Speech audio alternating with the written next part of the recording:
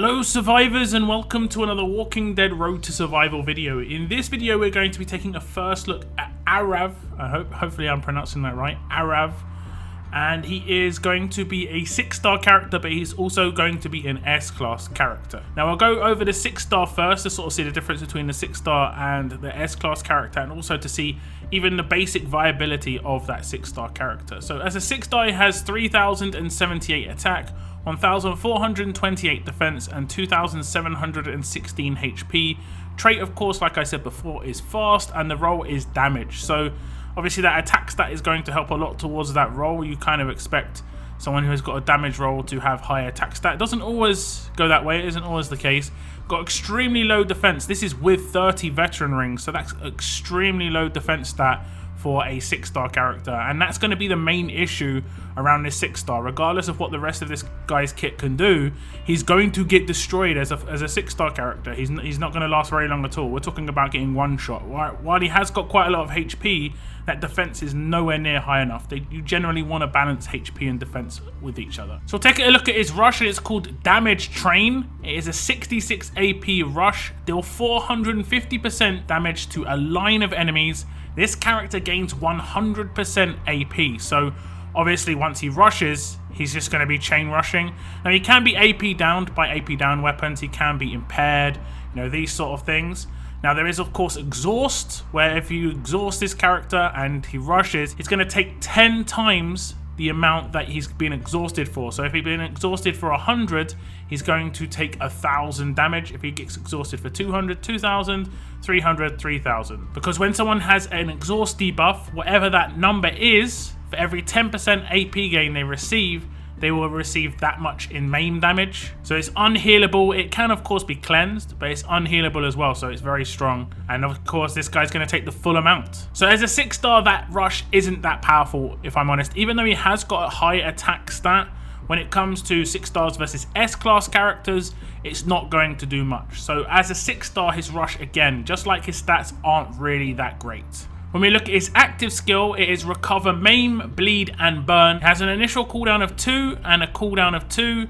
It has a number of uses 5, so the general sort of cooldowns and stuff for an active skill. Up to 3 teammates recover from Maim, Bleed, and Burn. The biggest issue here is if one character has a 10 bleed, this active will go off if he's on a defense team, and that's what I've always disliked about these sort of recover actives, where it's doing so much, because it's basically wasted. Now this guy is a damage dealer, so generally speaking you would use him on an attack team where you have full control of that situation, so that's actually not too bad. So if you ever wanted to use him on defense, not like you would in the S-class era as a 6-star, because like I said, he has got very low defense, he's going to get taken out very easily. That would go off in, generally speaking, not when you want it to. Now he has got the specialist skill Follow-Up, where once per turn when the specialist kills an enemy with an attack on Adrenaline Rush, they will receive a bonus action. This means obviously if he gets a kill on his first turn, he'll get to attack again, and both of those attacks get AP.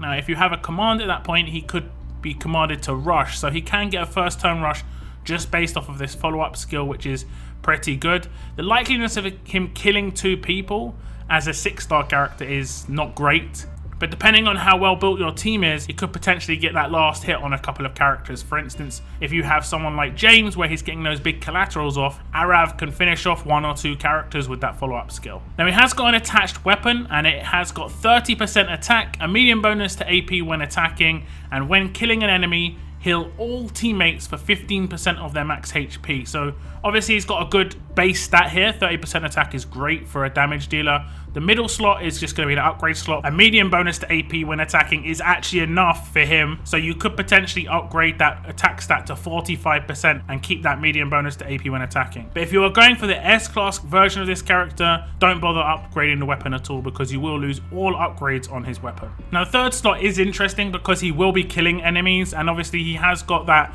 follow-up, so potentially he could kill 2 characters in the same turn. You're generally aiming to get that last hit in just to take people out, especially on that first attack, so that follow-up actually procs. So this could go off quite a lot. 15% isn't that big a deal. There isn't really any good attacking specials for fast characters, so you're not losing out by taking this and not taking something else. The only real good fast specialist, absolute defense. So this isn't too bad really. So that's the 6-star version of this character. Now we're going to move across to the S-class character. And I'm going to be honest, compared to other S-class characters versus their 6 stars, this guy doesn't get buffed up too much, but he is still very, very strong. We'll look at his stats. He's got 4,577 attack, 3,814 defense, and 3,993 HP. He is, of course, going to remain as fast character, and his damage dealer role is still there. His adrenaline rush has been renamed to Pain Train, and it is 66 AP still, but it gets buffed up from 450% to 750% damage to a line of enemies. Now,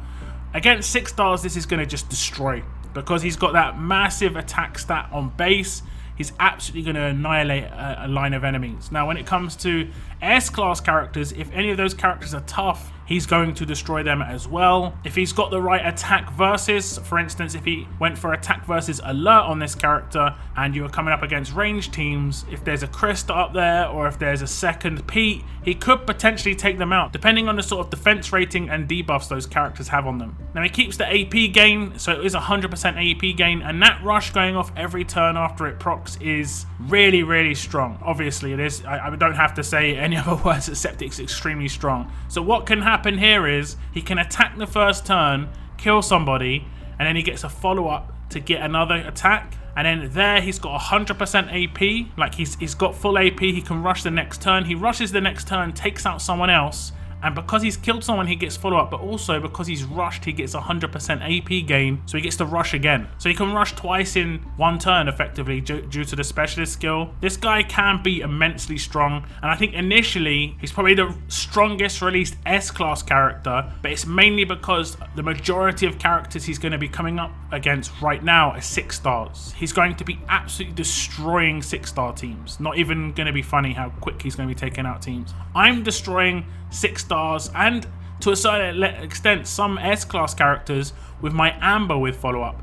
Now this guy has got so much more base attack than Amber. He's also got a massive boost in rush, and there's a lot more control on that rush as well. You're not going to have any issues in terms of hitting payback characters or anything like that. Now when it comes to the active skill, it looks like it's identical. I can't see anything extra. It just says recover, main, bleed, and burn, and it says initial cooldown 2, cooldown 2, and number of uses 5. I assume it says up to 3 teammates recover from main, bleed, and burn, but I cannot actually see that. Remember, these are leaks, so obviously anything on this S-class character and the 6-star can of course change. Now when it comes to the weapon, it's remained pretty much the same. 30% attack, a medium bonus to AP when attacking, but instead of healing for 15%, now it heals for 20%. So just a little buff here. He is obviously going to be getting more kills now because he's got such better attack stat. His rush is doing so much more damage. So this is going to happen a lot more often. His rush is still 66 AP. So again, he doesn't require any AP boost here. You can go for 45% attack on the S-class. So obviously increases attack even more so. And you can pretty much go all out on this character. On his combat mod, you can go for a critical mod, crit set, and maybe even a crit multiplier as an auxiliary. So that when he just does a basic attack, he can be one-shotting majority of 6 stars with his just normal attacks. Just the amount of damage output he's going to have on those crits, the multipliers are going to be through the roof. His rush cannot crit though. It is just a line damage rush. It isn't like Henjin, whose name I'm going to butcher every time I say it, but Henjin's rush can crit. Now those two characters are going to work together pretty well because Henjin can just hit a crit on somebody. This guy can finish them off and get the decap. At the moment, Henjin may even actually get the kill because he's extremely strong. I did use him in one of the arenas and I was very surprised at how good he is. This character I think is going to be much more powerful in terms of damage output, and like I said, I think this is probably the strongest initial release for an S-class character in terms of just pure damage. Until a lot more S-class characters are released, this guy right now seems to be kind of like king of the hill. But I will say, compared to some other releases like Raulito and Henjin, his 6-star version is not worth picking up. So it is definitely only worth going in for this character if you're going to get the S-class character. The 6-star is definitely not worth it. If you want to get a 6-star version of a character that has an S-class, go for Raulito, go for Henjin, just because those two characters as 6 stars have some usability with crosshairs. But that's it. That's Aarav. Do tell me what you think about this character. I think he's extremely strong, like I've already said. I would obviously love to pick this guy up as an S-class character, but it's going to take so many pulls, and I am saving my coins for a 100 pull. but I'm not there just yet. But you're going to go for this character. He does look extremely strong. I'm just kind of thankful that he's not going to have some huge usability on defense teams long term, because it would be awful if he did. That is the end of my video. Thank you very much for tuning in. And as always, keep on surviving, guys. Keep on surviving.